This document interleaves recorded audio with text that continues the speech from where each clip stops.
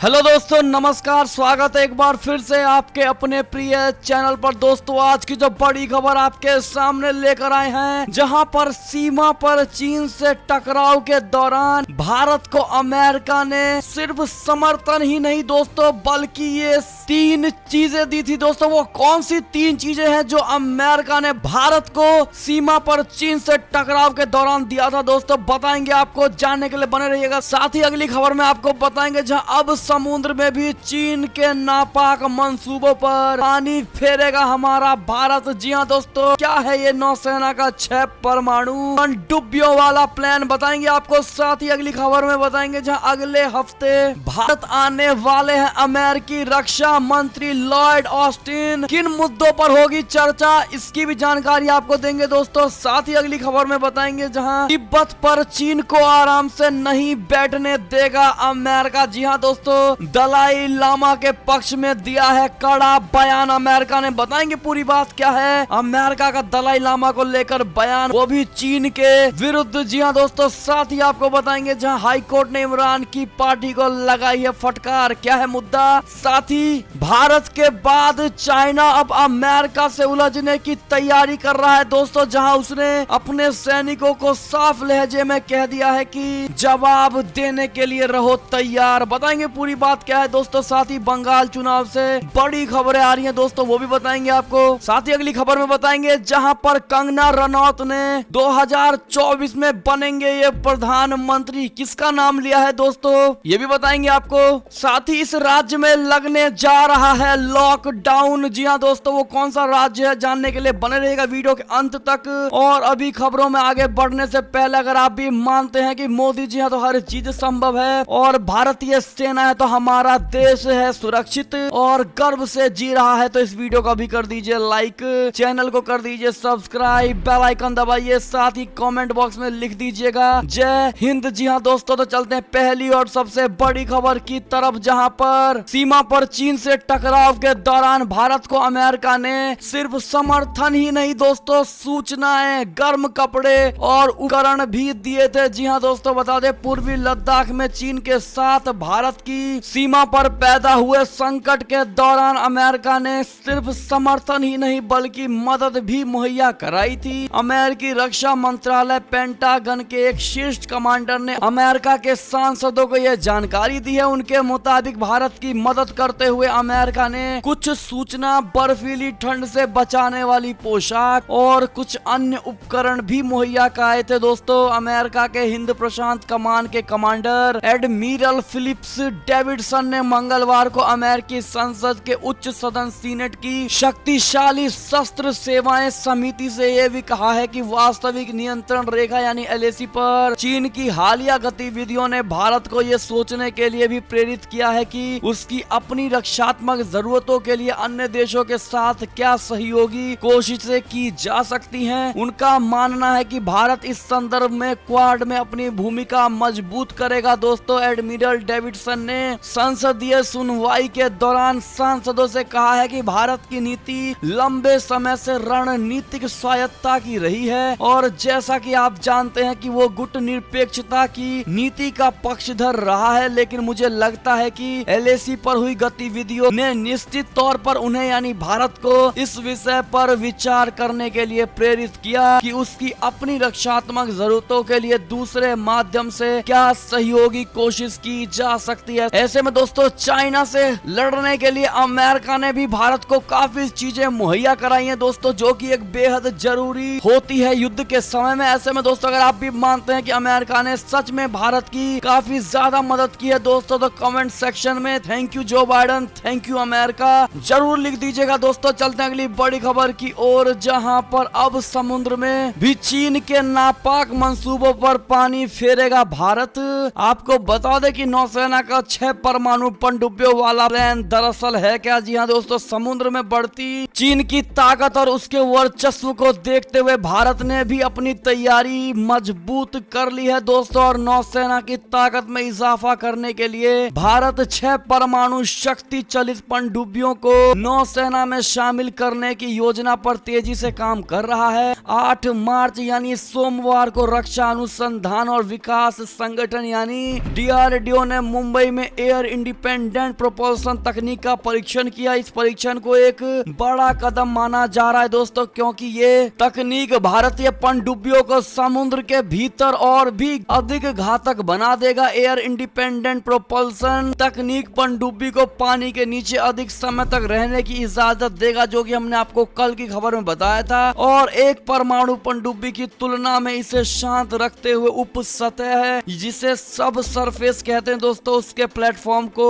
और अधिक घातक बनाता है। इसका मतलब ये हुआ कि ये दुश्मनों को चकमा देने में सफल होगा। जी हाँ दोस्तों, ऐसे में चाइना को लेकर ये बड़ा प्लान तैयार किया जा रहा है दोस्तों भारत की तरफ से। अगर आप भी मानते हैं कि भारत ने बीते कुछ ही सालों में दोस्तों अपने आप को काफी ज्यादा मजबूत कर लिया, तो कमेंट सेक्शन में इस मजबूती के पीछे आप किसका बड़ा हाथ मानते हैं दोस्तों, कमेंट सेक्शन में उस लीडर का नाम जरूर लिखिएगा दोस्तों। देखते हैं आप लोग किसका नाम लिखते हैं। चलते अगली बड़ी खबर की ओर, जहां अगले हफ्ते भारत यात्रा पर आएंगे अमेरिकी रक्षा मंत्री लॉयड ऑस्टिन। इन मुद्दों पर होगी चर्चा। बता दें, अमेरिकी रक्षा मंत्री लॉयड ऑस्टिन अगले हफ्ते भारत यात्रा पर आ रहे हैं। वो जापान और दक्षिण कोरिया की यात्रा पर भी जाएंगे। इस बात की जानकारी अमेरिकी रक्षा मंत्रालय के मुख्यालय पेंटागन ने बुधवार को दी है। जो बाइडेन प्रशासन के वरिष्ठ सदस्य के तौर पर उनकी ये पहली विदेश यात्रा होगी। ये पहला मौका है जब किसी अमेरिकी रक्षा मंत्री की प्रथम विदेश यात्रा में भारत को शामिल किया गया है। पेंटागन ने कहा है कि ऑस्टिन अंतर्राष्ट्रीय रक्षा संबंध के महत्व पर चर्चा करने के लिए अपने समकक्ष मंत्री यानी राजनाथ सिंह और अन्य वरिष्ठ अधिकारियों के साथ बैठक करेंगे। वो स्वतंत्र एवं खुले हिंद प्रशांत क्षेत्र के प्रति अमेरिका की प्रतिबद्धता भी दोहराएंगे। पेंटागन ने कहा है कि ऑस्टिन 13 मार्च को अपनी पहली विदेश यात्रा की शुरुआत करेंगे। वो हवाई में यूएस हिंद प्रशांत कमान मुख्यालय का दौरा करेंगे और जापान में अमेरिकी सैनिकों और सरकार के शीर्ष नेताओं से मिलेंगे। साथ ही कोरिया और भारत में सरकार के शीर्ष नेताओं से मुलाकात करेंगे। जी हाँ दोस्तों, आपको इसमें बता दें कि चीन के प्रति सख्त रुख होने वाला है ऑस्टिन का। आपको बता दें कि ऑस्टिन की भारत यात्रा की तारीख की घोषणा की गई है। हालांकि उनकी प्रथम विदेश यात्रा के अंतिम चरण का ये पड़ाव स्थल होगा। इससे पहले उन्होंने चीन के प्रति भी सख्त रुख अपनाया था। ऑस्टिन ने कहा था कि चीन क्षेत्र में बेहद आक्रामक रवैया अपनाए हुए और कुछ मामलों में तो वो हमलावर नजर आ रहा है। जी हाँ दोस्तों, ऐसे में ऑस्टिन पूरी तरह से चाइना के खिलाफ ही भारत में आके करने वाले हैं दोस्तों। ऐसे में आपकी क्या राय होगी? अगर आप भी इनका भारत में दिल से वेलकम करते हैं दोस्तों, तो वेलकम ऑस्टिन जरूर लिख दीजिएगा। अगली खबर की बात करें तो तिब्बत पर चीन को आराम से नहीं बैठने देगा अमेरिका। दलाई लामा के पक्ष में दिया है कड़ा बयान। बता दें, अमेरिका के राष्ट्रपति जो बाइडेन ने कार्यकाल को शुरुआत में ही ये साफ कर दिया है कि उनका प्रशासन चीन को लेकर किसी भी तरह से नरमी नहीं बरतेगा। अब जो बाइडेन प्रशासन ने कहा है कि चीनी सरकार की तिब्बती आध्यात्मिक गुरु दलाई लामा का वारिस चुनने की प्रक्रिया में कोई भूमिका नहीं होनी चाहिए। अमेरिका के इस रुख से ये साफ हो गया है कि वो तिब्बत को लेकर चीन की जिनपिंग सरकार को आराम से नहीं बैठने देगा। 14वें दलाई लामा 17 मई 1959 को लहासा से भागे थे और वो उसके करीब एक साल बाद से अरुणाचल प्रदेश में शरण लेकर रह रहे हैं। दलाई लामा को शरण देने को भी 1962 के युद्ध में एक बड़ा कारण माना जाता है दोस्तों। अमेरिकी विदेश मंत्रालय के प्रवक्ता नेड प्राइस ने रोजाना होने वाली प्रेस कॉन्फ्रेंस के दौरान कहा कि हमारा मानना है कि चीन की सरकार की तिब्बती आध्यात्मिक गुरु दलाई लामा का वारिस चुनने की प्रक्रिया में कोई भूमिका नहीं होनी चाहिए। 25 साल से ज्यादा समय पहले पंचेन लामा के उत्तराधिकारी की प्रक्रिया में बीजिंग का हस्तक्षेप, जिसमें पंचेन लामा को बचपन में गायब करना और फिर पीपुल्स रिपब्लिक ऑफ चाइना सरकार द्वारा चुने गए उत्तराधिकारी को उनकी जगह देने की कोशिश करना धार्मिक स्वतंत्रता के घोर उल्लंघन को दर्शाता है। जी हाँ दोस्तों, ऐसे में आपकी क्या राय होगी दोस्तों? दलाई लामा के वारिस को चुनने को लेकर आप क्या कहना चाहेंगे दोस्तों, और किस प्रकार से दलाई लामा के वारिस को चुनना चाहिए? कमेंट सेक्शन में 2 सुझाव जरूर दीजिएगा दोस्तों। देखते हैं सबसे अच्छा सुझाव किस भाई या बहन का होता है। जी हाँ दोस्तों, अगली खबर की बात करें तो पाकिस्तान से खबर, जहां हाई कोर्ट ने इमरान की पार्टी को लगाई फटकार। गिलानी की जीत के खिलाफ दायर याचिका को खारिज कर दिया गया है दोस्तों। पाकिस्तान के इस्लामाबाद हाईकोर्ट ने बुधवार को प्रधानमंत्री इमरान खान की पार्टी तहरीक इंसाफ की एक याचिका को खारिज कर दिया है, जिसमें पूर्व प्रधानमंत्री यूसुफ रजा गिलानी की सीनेट चुनाव में हुई जीत को चुनौती दी गई थी। दोस्तों, कोर्ट ने कहा है कि राजनीतिक मामलों में न्यायपालिका को अनावश्यक रूप से घसीटना ठीक नहीं है। गिलानी सीनेट के चुनाव में पाकिस्तान डेमोक्रेटिक मूवमेंट उम्मीदवार के तौर पर खड़े हुए थे। दोस्तों, चलते अगली बड़ी खबर की तरफ, जहां पर भारत के बाद अमेरिका से उलझने को तैयार है ड्रैगन। सेना से बोला जिनपिंग, कहा जवाब देने को रहे तैयार। जी हां दोस्तों, भारत का पड़ोसी देश चीन दुनिया भर में अपनी विस्तारवादी नीति के लिए कुख्यात है। पूर्वी लद्दाख में भारत के साथ कई महीनों तक तनावपूर्ण हालात रहे, तो वहीं अमेरिका के साथ भी चीन के कुछ रिश्ते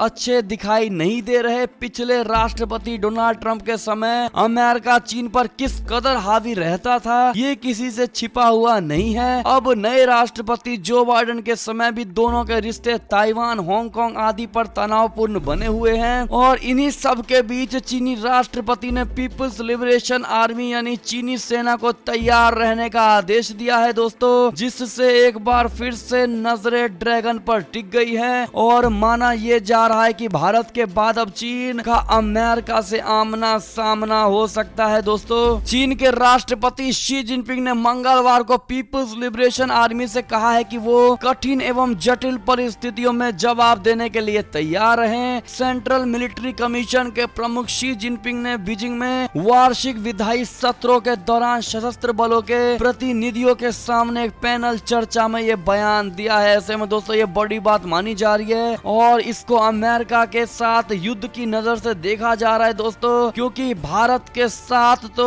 तनाव खत्म होता ही दिखाई दे रहा है, लेकिन अमेरिका के साथ बड़ा वाला युद्ध होने वाला है। जी हाँ दोस्तों, ऐसे में आपकी क्या राय होगी दोस्तों? क्या आप लोग चाहते हैं कि अमेरिका और चाइना की एक बार युद्ध हो ही जाए, जिससे कि चाइना को भी आईना दिखाई दे? आप क्या कहेंगे दोस्तों, हाँ या ना? आपकी क्या राय होगी बताइएगा जरूर। दोस्तों, अगली खबर की बात करें ऐसे में, तो कोरोना वायरस से जुड़ी खबर, अमेरिका में संक्रमण के कुल मामलों की संख्या 2.9 करोड़ के पार हो गई है। दोस्तों, कोरोना वायरस महामारी को 1 साल होने को है, और अमेरिका अभी भी इस महामारी से दुनिया का सबसे प्रभावित देश बना हुआ है। बुधवार को अमेरिका में कोविड-19 संक्रमण के कुल मामलों की संख्या 2.9 करोड़ के आंकड़े को पार कर गई है। दोस्तों, ऐसे में आप लोग भी कोरोना वायरस को हल्के में ना ले दोस्तों, लाइटली ना ले, और सरकार के दिए हुए सभी गाइडलाइंस को फॉलो करिए। और कितने हमारे भाई बहन ऐसे हैं जो आज भी कोरोना के सभी गाइडलाइंस को फॉलो करते हैं, वो कमेंट सेक्शन में अपना नाम और एड्रेस जरूर दीजिएगा। दोस्तों, चलता गई बड़ी खबर की ओर, जहां विश्व उइगर कांग्रेस की अपील, चीन पर लगाएं सख्त प्रतिबंध। जी हां दोस्तों, विश्व उइगर कांग्रेस ने मानवाधिकारों को दुरुपयोग को लेकर चीन पर मैग्निस्टकी प्रतिबंध लगाने का आह्वान किया है। दोस्तों, हांगकांग निगरानी समूह के सह संस्थापक और विश्व उइगर कांग्रेस के सलाहकार बेनेडिक्ट रोजर्स ने कहा है कि चीन में तियानमेन चौक पर हुए नरसंहार के बाद मानवाधिकारों पर सबसे गंभीर हमले हो रहे हैं, और इन्हें रोकना विश्व समुदाय के लिए बेहद जरूरी है। आपको बता दें कि अमेरिकी मैग्निस्टकी अधिनियम के पारित होने के बाद इन प्रतिबंधों को बनाया गया है, जो 2012 में रूसी वकील सरगई मैग्निट्स्की की याद में पारित किया गया था।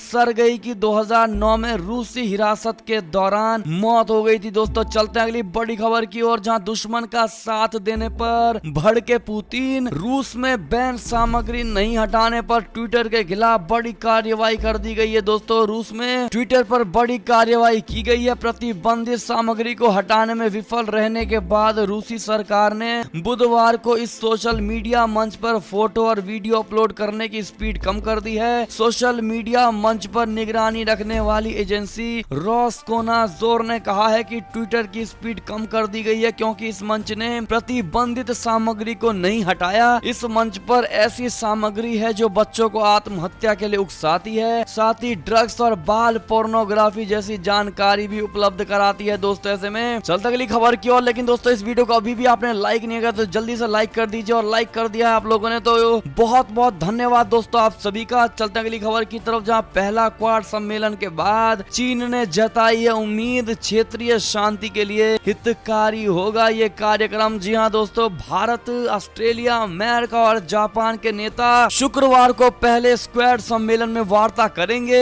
इस बीच चीन ने बुधवार को उम्मीद जताई है कि चारों देश ऐसी चीजें करेंगे जो क्षेत्रीय शांति और स्थिरता के लिए हितकारी हो, न कि प्रतिकूल। आपको बता दें कि प्रधानमंत्री नरेंद्र मोदी जी, अमेरिकी राष्ट्रपति जो बाइडेन, ऑस्ट्रेलिया के प्रधानमंत्री स्कॉट मॉरिसन और जापानी प्रधानमंत्री योशिहिदे सुगा डिजिटल तरीके से आयोजित होने वाले सम्मेलन में भाग लेंगे। ये इस चतुष्कोणीय गठबंधन के शीर्ष नेताओं का पहला सम्मेलन है। इस समूह को चीन के सरकारी मीडिया में अक्सर चीन की तरक्की के खिलाफ दर्शाया जाता है। दोस्तों, क्वाड के नेताओं के पहले सम्मेलन के बारे में चीन के विदेश मंत्रालय के प्रवक्ता झाओ लिजियान ने मीडिया ब्रीफिंग में कहा है कि चीन को लगता है कि किसी भी क्षेत्रीय सहयोग ढांचे को शांतिपूर्ण विकास और लाभकारी सहयोग के सिद्धांत का पालन करना चाहिए, जो मौजूदा समय की प्रवृत्ति है। क्वाड के 4 सदस्य देशों ने हिंद प्रशांत क्षेत्र में एक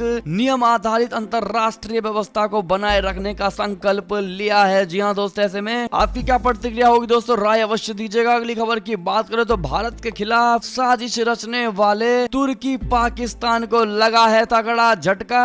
अमेरिका ने लड़ाकू हेलीकॉप्टर्स की सप्लाई ही रोक दी है। दोस्तों, दरअसल पाकिस्तान और उसके आका तुर्की को अमेरिका ने बड़ा झटका दिया है। अमेरिका ने तुर्की में बने 30 लड़ाकू हेलीकॉप्टर्स को पाकिस्तान को देने से रोक दिया है। पाकिस्तानी मीडिया डॉन ने वॉशिंगटन स्थित अपने सूत्रों के हवाले से यह जानकारी दी है। मीडिया खबरों के अनुसार तुर्की के राष्ट्रपति के प्रवक्ता इब्राहिम कालिन ने सोमवार को बताया है कि अमेरिका ने तुर्की के हेलीकॉप्टर पाकिस्तान को बेचने से रोक दिया है। अब ऐसे में इस्लामाबाद को चीन से हेलीकॉप्टर्स खरीदने ही होंगे। जी हाँ दोस्तों, अगली खबर की बात करें तो तिब्बत में बुलेट ट्रेन के बाद डैम सड़कों पर अब अरबों खरबों रुपए खर्च।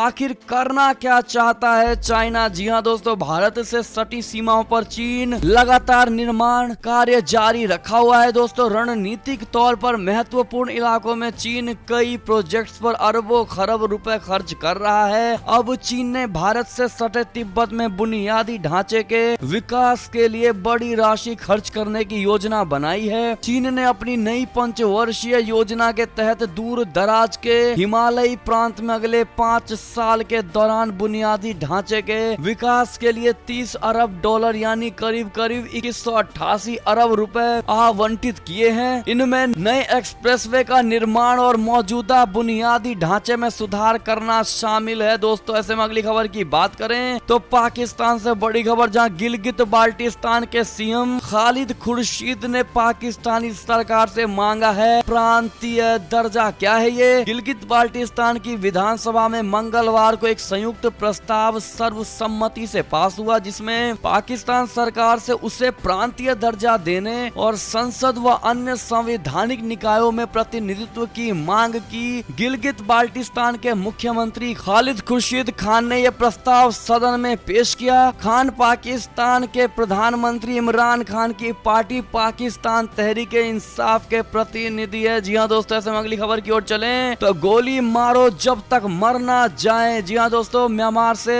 भाग भारत आए पुलिस ऑफिसर्स ने सुनाई है ये खौफनाक दास्तां। बता दें, म्यांमार का इतिहास बीती 1 फरवरी को फिर से बदल गया। दोस्तों, सभी शीर्ष नेताओं को सेना ने जेल में बंद कर दिया और खुद देश की कमान संभाल ली। उस दिन से ही फिर से लोकतंत्र की बहाली, हजारों की संख्या में लोग सड़कों पर उतर रहे हैं। शायद ही कोई ऐसा शहर बचा हो जहां विरोध प्रदर्शन ना हो रहे हो, मगर सेना आवाम की आवाज सुनने के बजाय लोकतंत्र की आवाज को कुचलने में लग गई है। आए दिन प्रदर्शनकारियों को गोलियां मारी जा रही हैं। दोस्तों, सेना पूरी तरह से बर्बरता पर उतर आई है। हाल ही में सेना का आदेश मानने से इनकार करने वाले पुलिस अधिकारियों ने म्यांमार से भागकर भारत में शरण ली। दोस्तों, अपने परिवार के साथ 3 दिन तक छिपते छिपाते भारत पहुंचे इस पुलिस अधिकारी ने वहां के खौफनाक हालात को बयान किया है। दोस्तों, आपको बता दें कि ये पुलिस ऑफिसर म्यांमार के खम्पात शहर में तैनात था। 27 फरवरी को उसे आदेश दिया गया कि अपनी मशीन गन से प्रदर्शनकारियों पर गोलियां बरसाना शुरू कर दे, मगर ऑफिसर ने यह आदेश मानने से इनकार कर दिया। 27 साल के पुलिस अधिकारी से अगले दिन फिर से पूछा गया, क्या तुम गोलियां चला सकते हो? थापेंग ने फिर से इनकार कर दिया और इस्तीफा दे दिया। जी हाँ दोस्तों, ऐसे में इन्होंने भारत में आकर ये वहाँ की सारी खौफनाक दास्तानों को सुनाया बताया है दोस्तों। ऐसे में आपकी क्या राय होगी कमेंट करके जरूर बताइएगा दोस्तों। अगली खबर की अगर ऐसे में बात करें तो कंटीले तार लगाकर अपने ही शहर को दो हिस्सों में बांट रहा है पाकिस्तान। जी हाँ दोस्तों, पाकिस्तान के एक शहर में कंटीली तार लगाकर इलाके को दो हिस्सों में बांटा जा रहा है, लेकिन सरकार के इस फैसले का आम लोगों ने विरोध शुरू कर दिया है। ये मामला ग्वादर नाम के शहर का है दोस्तों। बीबीसी उर्दू की रिपोर्ट के मुताबिक बलूचिस्तान के ग्वादर में लगाए जा रहे कंटीले तार अपने ही लोगों को शहर से अलग कर देगा। स्थानीय लोगों का कहना है कि कंटीले तार से घेर दिए जाने के बाद शहर से ग्रामीण इलाकों की दूरी बढ़ जाएगी और लोगों को कमाने खाने में दिक्कतें होंगी। जी हाँ दोस्तों, ऐसे में इस तरह के बर्ताव करने वाले पाकिस्तान के खिलाफ आपकी क्या राय होगी दोस्तों, कमेंट करके जरूर बताइएगा। चलते हैं अगली बड़ी खबर की ओर, जहां पर घायल होने के बाद कोलकाता के अस्पताल में भर्ती करवाई गई ममता बनर्जी। चुनाव आयोग ने इसको लेकर मांगी पूरी रिपोर्ट। बता दे, पश्चिम बंगाल के नंदीग्राम में चुनाव प्रचार के दौरान घायल होने के बाद मुख्यमंत्री ममता बनर्जी को कोलकाता के SSKM अस्पताल में भर्ती करवाया गया है। पहले से अलर्ट पर रखे गए अस्पताल में 6 डॉक्टरों की एक टीम मुख्यमंत्री के इलाज में जुट गई है दोस्तों। उधर चुनाव आयोग ने पूरे मामले की विस्तृत रिपोर्ट मांगी है। ममता नंदीग्राम के रियापारा इलाके में एक मंदिर के बाहर खड़ी हुई थी जिस समय उनके साथ ये घटना हुई। मुख्यमंत्री का आरोप है कि उन्हें धक्का दिया गया है दोस्तों, जिसकी वजह से उनके एक पैर में चोट लग गई है और सूजन आ गई है। जी हाँ दोस्तों, चुनाव आयोग ने पश्चिम बंगाल के नंदीग्राम निर्वाचन क्षेत्र में बुधवार को मुख्यमंत्री ममता बनर्जी पर कथित हमले के संबंध में राज्य पुलिस से एक रिपोर्ट मांगी है। राज्य चुनाव आयोग के एक अधिकारी ने बताया है कि हमने राज्य प्रशासन से एक रिपोर्ट मांगी है, रिपोर्ट तुरंत भेजनी पड़ेगी। जी हाँ दोस्तों, ऐसे में आपकी क्या राय होगी कमेंट करके जरूर बताइएगा दोस्तों। आपको नहीं लगता कि पैर में एक छोटी सी चोट को इतना बड़ा ड्रामा बनाया जा रहा है दोस्तों? जब गरीबों को चोट लगती है पैर में दोस्तों तो वो लोग दर्द को सहन करके आगे बढ़ जाते हैं दोस्तों, और ऐसे में ममता बनर्जी को ये चोट लगने के बाद पूरा सियासती खड़ा हो उठा है दोस्तों। ऐसे में आपकी क्या राय होगी जरूर बताइएगा दोस्तों इस ममता सरकार को लेकर। अगली खबर की बात करें तो कंगना रनौत को है विश्वास कि 2024 में फिर बनेंगे प्रधानमंत्री नरेंद्र मोदी जी प्रधानमंत्री। जी हाँ दोस्तों, लोग बोले जय हो। बता दें, बॉलीवुड एक्ट्रेस कंगना रनौत ने एक बार फिर अपने ट्वीट से सोशल मीडिया पर तहलका मचा दिया है। इस बार ये ट्वीट किसी की क्लास लगाने के लिए नहीं है दोस्तों, बल्कि साल 2024 में होने वाले आम चुनाव पर आधारित है। कंगना रनौत ने एक ऐसा ट्वीट कर दिया है जिसके कारण प्रधानमंत्री मोदी के चाहने वाले खुशी से फूले नहीं समा रहे हैं दोस्तों। उन्होंने साफ कहा है कि 2024 में फिर से प्रधानमंत्री बनेंगे नरेंद्र मोदी जी। जी हाँ दोस्तों, ऐसे में अगर आप भी कंगना रनौत के ट्वीट का सपोर्ट करते हैं दोस्तों तो कमेंट सेक्शन में थैंक यू कंगना जरूर कह दीजिएगा। अगली खबर की अगर बात करें तो पश्चिम बंगाल से दूसरी खबर, टीएमसी को एक और झटका। विधायक गौरी शंकर दत्ता ने थामा है भाजपा का दामन। जी हाँ दोस्तों, पश्चिम बंगाल विधानसभा चुनाव से पहले तृणमूल कांग्रेस को एक और झटका लगा है। दरअसल पार्टी विधायक गौरी शंकर दत्ता बुधवार को भारतीय जनता पार्टी में शामिल हो गए। दत्ता को कोलकाता में पार्टी अध्यक्ष दिलीप घोष और पार्टी नेता राजीव बनर्जी की उपस्थिति में भाजपा में शामिल किया गया। दत्ता नादिया जिले की तेहता विधानसभा सीट से मौजूदा विधायक है। इसके अलावा बंगाली अभिनेत्री राजश्री और अभिनेता बोनी सेनगुप्ता भी भाजपा में शामिल हो गई है दोस्तों। चलते अगली खबर की तरफ, जहां क्या महाराष्ट्र में लगने जा रहा है लॉकडाउन। सीएम उद्धव ठाकरे ने दिया है ये बड़ा बयान। जी हाँ दोस्तों, महाराष्ट्र में पिछले कुछ दिनों से लगातार सामने आ रहे कोरोना के हजारों नए मामलों के बीच महाराष्ट्र के मुख्यमंत्री उद्धव ठाकरे ने लॉकडाउन को लेकर बड़ा बयान दिया है दोस्तों। उद्धव ठाकरे ने बुधवार को कहा है कि राज्य सरकार राज्य में लॉकडाउन के फैसले को आसानी से नहीं ले सकती है। उन्होंने ये भी कहा है कि स्थिति की समीक्षा के बाद ही लॉकडाउन को लेकर कोई निर्णय लिया जाएगा। जी हाँ दोस्तों, ऐसे में अगली खबर की बात करें तो हरियाणा में खट्टर सरकार सुरक्षित, विधानसभा में गिरा विपक्ष का अविश्वास प्रस्ताव। जी हाँ दोस्तों, कांग्रेचुलेशन खट्टर जी जरूर कह दीजिएगा। अगली खबर की अगर बात करें दोस्तों तो उत्तराखंड के सीएम बनते ही एक्शन में तीरथ सिंह रावत। हरिद्वार कुंभ को लेकर ले लिए कई फैसले। बता दें, उत्तराखंड के सीएम बनने के कुछ ही घंटे बाद तीरथ सिंह रावत ने हरिद्वार कुंभ को लेकर बड़ा फैसला लिया है। तीरथ सिंह रावत ने कहा है कि हरिद्वार कुंभ के लिए पूरी दुनिया से श्रद्धालुओं का स्वागत है। कुंभ में सभी शाही स्नान होंगे। सीएम तीरथ सिंह रावत ने कहा है कि दिव्य भव्य कुंभ के लिए सरकार पूरी ताकत झोंकेगी। उन्होंने कहा कि कुंभ में सभी शाही स्नान होंगे, कहीं कोई कटौती नहीं होगी, हेलीकॉप्टर से पुष्प वर्षा होगी। सीएम रावत ने कहा है कि संतों का मान सम्मान सबसे ऊपर। जी हाँ दोस्तों, ऐसे में बड़ा फैसला लिया है। वैसे में आप क्या कहेंगे दोस्तों, इनको लेकर कमेंट करके जरूर बताइएगा। और ऐसे में ये थी अब तक की सारी बड़ी खबरें। दोस्तों हमारी खबरें कैसी लगी, आशा करता हूँ बेहद अच्छी लगी होगी। अगर जरा भी अच्छी लगी दोस्तों और इस वीडियो को हमेशा की तरह अपने भाई बंधुओं में व्हाट्सएप फेसबुक, आशा करता हूँ बेहद अच्छी लगी होगी दोस्तों। अगर तनिक भी अच्छी लगी तो हमेशा की तरह इस वीडियो को अभी अपने भाई बंधुओं में व्हाट्सएप फेसबुक ट्विटर के जरिए पूरे भारत में शेयर करना।